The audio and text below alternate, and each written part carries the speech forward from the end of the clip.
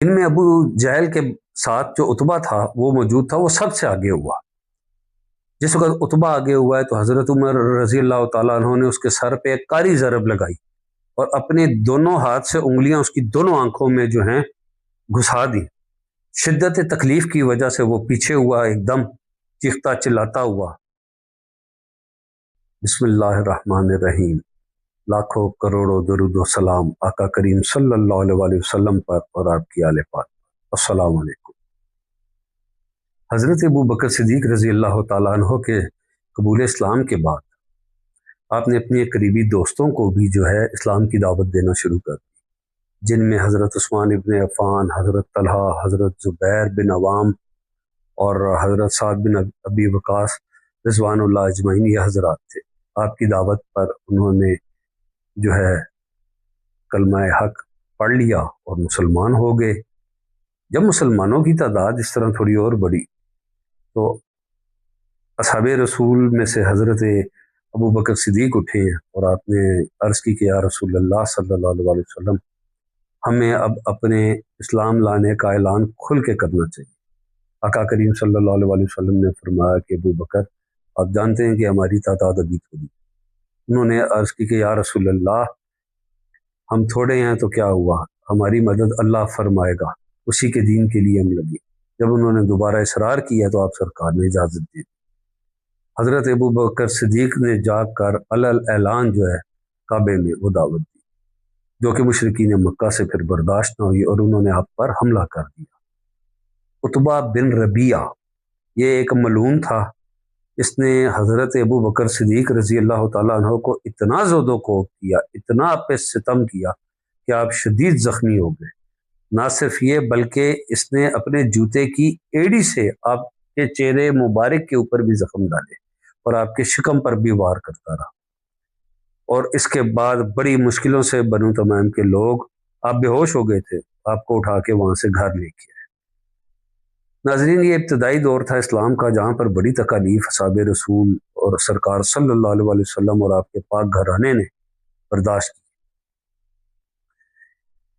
इस दौर में हज़रत अरकम बिन अबी अरकम का घर जो है ना, ये मुसलमानों का एक मरकज़ बन चुका था और वहाँ पर आप जितने असहाब थे वहाँ पर अक्सर जमा होते थे सरकार सल्लल्लाहु अलैहि वसल्लम की सोहबत से फैज़याब होने, यानी कि सोहबत मुस्तफ़ा से फैज़याब होने के लिए ये उनका एक जगह थी जहाँ ये इकट्ठे हो जाते थे, जहाँ सरकार इनकी तालीम, उनकी तरबियत हर तरह आप फरमाते थे।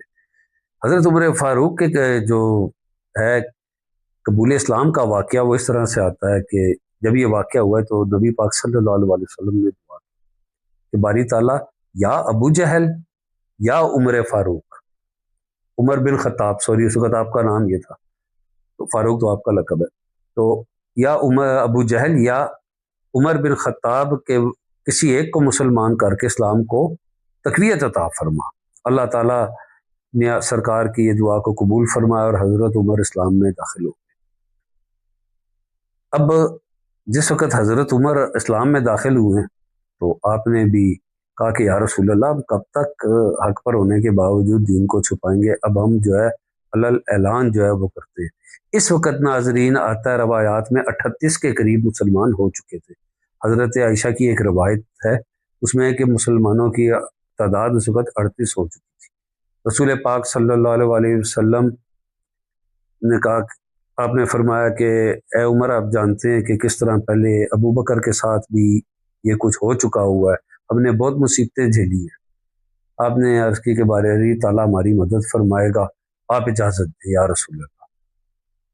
आप सब लोग फिर निकले मुसलमान काबे की जानिब और आपने कहा कि जिस दीन को हमने हक जानकर कबूल किया उसमें अल्लाह हमारी मदद किस तरह हो सकता है कि ना फरमाए। आप उनका यकीन देखें, उन्हें पता है कि हमारा रब यहाँ पर हमारी मदद करेगा।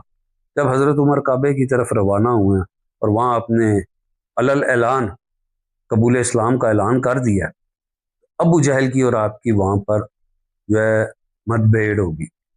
वो बोला, उमर, क्या तुम भी मुसलमान हो गए हो? ये सुनकर हज़रत उमर रज़ी अल्लाह तआला अन्हु ने बावाज़ बुलंद कलमा शहादत वहाँ पर अदा किया। जिस वक़्त नाजरीन कुफार ने आप पे हमले का इरादा किया तो ان میں ابو جہل کے ساتھ جو عتبہ تھا وہ موجود تھا، وہ سب سے آگے ہوا۔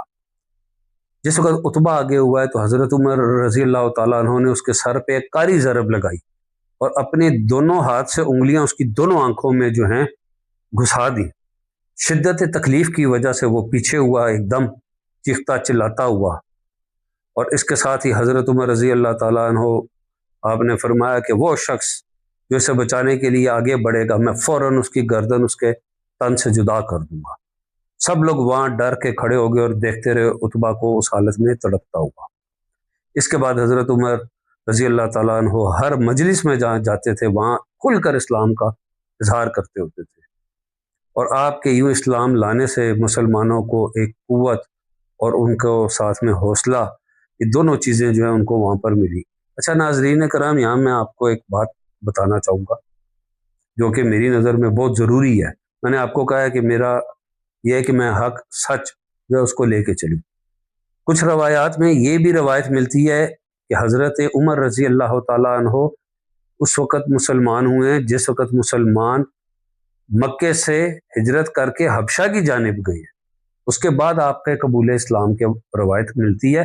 اور جیسے کہ آپ سب جانتے ہیں کہ آپ کی بہن اور بہنوئی آپ سے پہلے اسلام لے آئے تھے، لیکن یہاں پر ناظرین میں نے حضرت عمر کے قبول اسلام کا واقعہ پہلے بیان کیا ہے، تو اس میں کیونکہ یہ میرا فرض ہے آپ کو بتانا، کوئی ویسے غلطی ہو جائے تو اللہ پاک اس کو معاف فرمائے، اس پہ پکڑ نہ کرے، لیکن اس وقت تعداد بھی جو ہے آپ کو میں بتا چکا ہوں، اور یہ روایات میں اس طرح، لیکن میں نے اس کو یہاں پر خود سے اس لیے بیان کیا ہے کہ میں نے بہتر سمجھا کہ حضرت ابو بکر صدیق کے بعد جو ہے جتنا جلدی ہو میں حضرت عمر رضی اللہ تعالیٰ عنہ کی قبول اسلام کی طرف ہوں۔ تو انشاءاللہ تعالیٰ جلد اگلی ویڈیو کے ساتھ حاضر ہوں گے۔ السلام علیکم۔